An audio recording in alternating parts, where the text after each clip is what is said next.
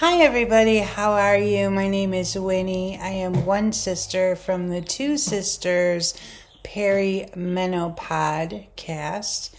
Today I just wanted to jump on here and talk about, you can hear my chickens over there. I have teenage chickens and they're fighting.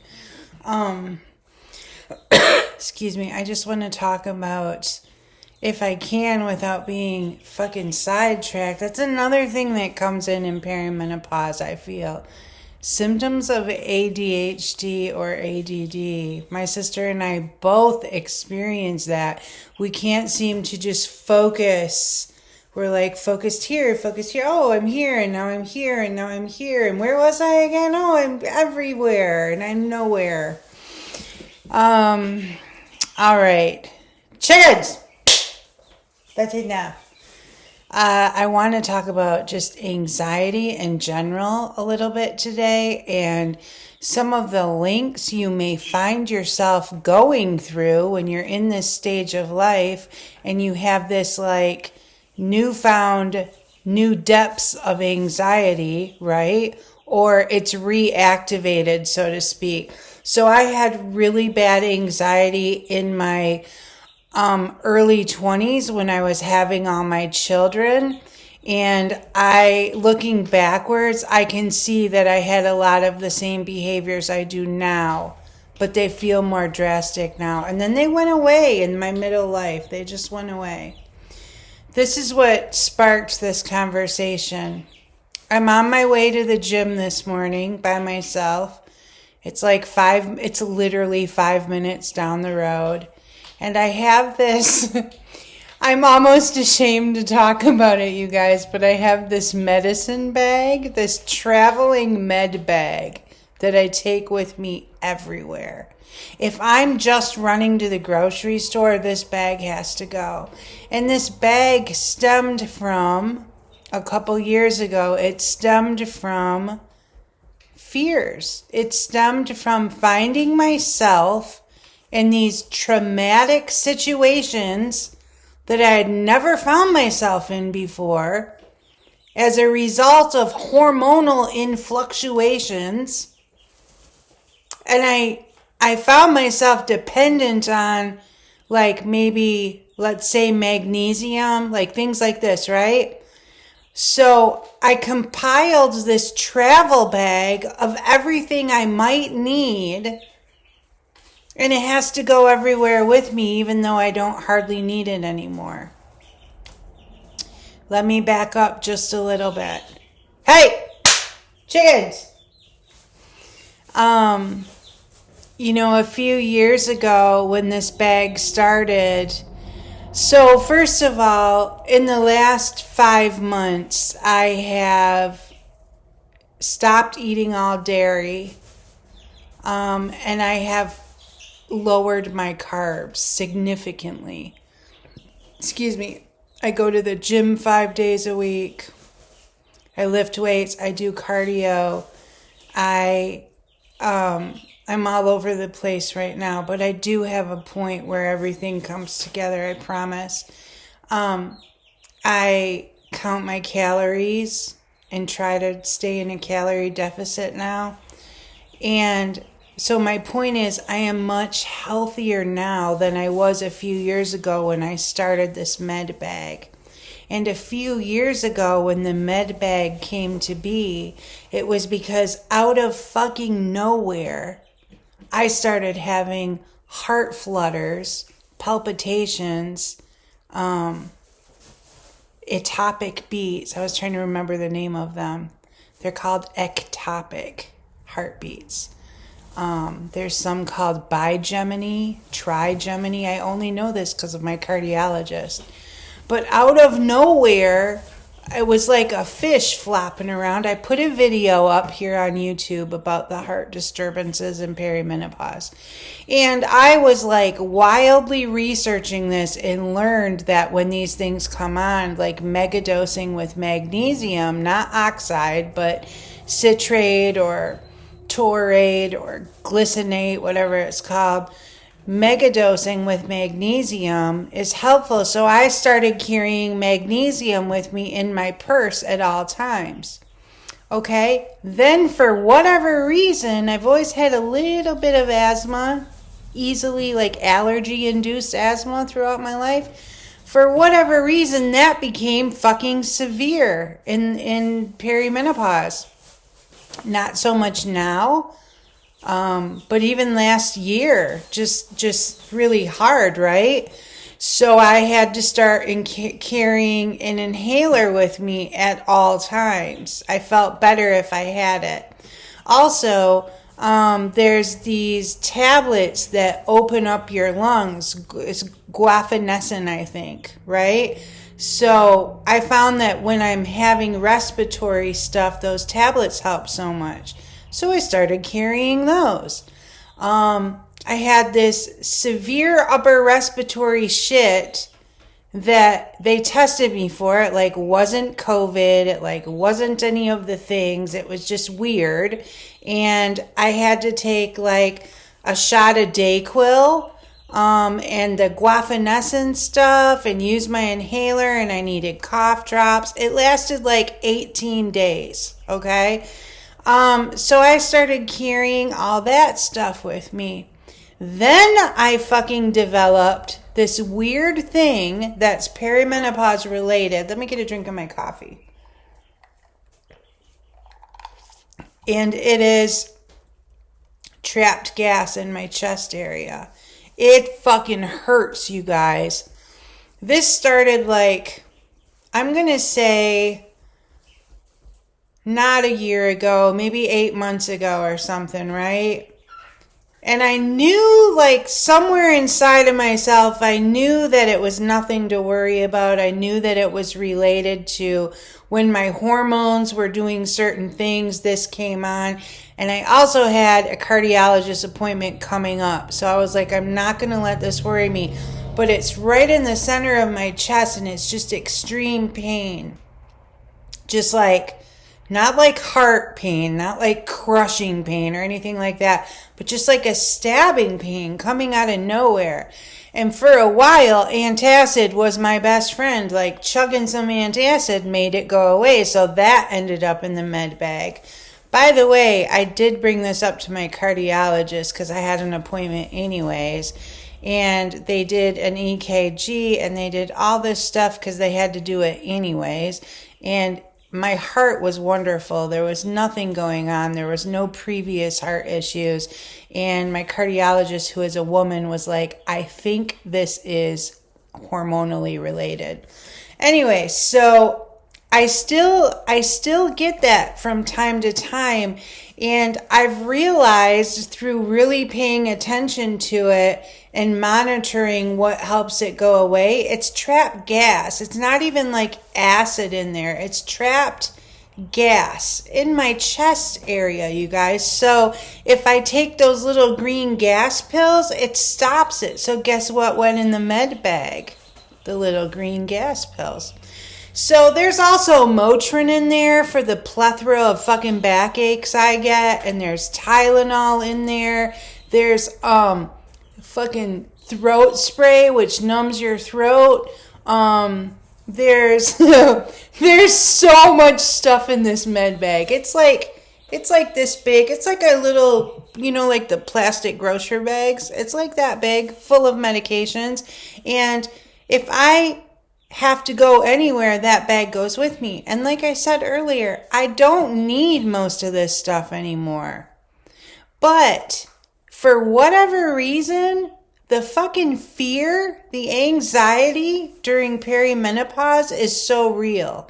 And someone said in a comment in one of the videos that they can't hardly go more than 5 or 10 minutes from home without like panicking. Like, what am I doing? What if I panic? What if I have a meltdown? What if I need something? Like, I so get it. That's where my medicine bag came from. I got to the gym this morning and realized, bitch, you did not bring the med bag. And I was like, oh no. I also did not take my gas pills or my heartburn pills this morning when I woke up. And I was like, dang it. And so I was battling with myself. I'm like, just go inside and work out. It'll be fine. And the other half of me was like, what if you get chest pains as you're on the elliptical machine? That'll send you into a panic attack. Just go get it. After a couple minutes of battling myself, I just came home and got the stupid bag and went back to the gym. And guess what? I didn't need it. But that, I call him Fear Dude. He came in when I started perimenopause 7 years ago. Fear Dude can be so freaking loud in my head sometimes. Now, I did not have this through most of my middle life, okay? Adam, my partner, and I, we traveled the country in a van. We had no phone, no Wi-Fi service. We barely had any money, and we liked it that way. And we traveled the country, and when we run out of money, we would stop wherever we were and get jobs and make enough money and then move on to the next place. Like, this is how we wanted to live. He quit a corporate job to do this. Like, that's what we wanted to do. I didn't have a med bag. I didn't carry a fucking med bag with me. And I was like in the middle of like the Utah desert at 3 a.m. with no one around for miles and miles. Do you think I had heartburn medicine on me? No. So this is the things that perimenopause has pushed me into doing, okay? I need to have some type of comfort, like some type of knowing, okay, if this symptom arises, I've got it covered. If this happens, I've got it covered. Girl, the one that left the comment about going 5 to 10 minutes from home, I hear you. Like, my daughter lives 40 minutes away, and I have to jump on a highway to get to her and my grandson. The first time and only time I ever did it alone without my partner was terrifying. I had the med bag, I had the cell phone right there ready in case I needed to call Adam. Like, I was terrified. And, you know, it's like, it's so stupid. It's so stupid, but the anxiety we have during perimenopause, a lot of us, is so overwhelming. And it can just come out of nowhere. And you can be like, what is wrong with me? And really trap yourself into a corner. So the med bag allows me to step out of the corner.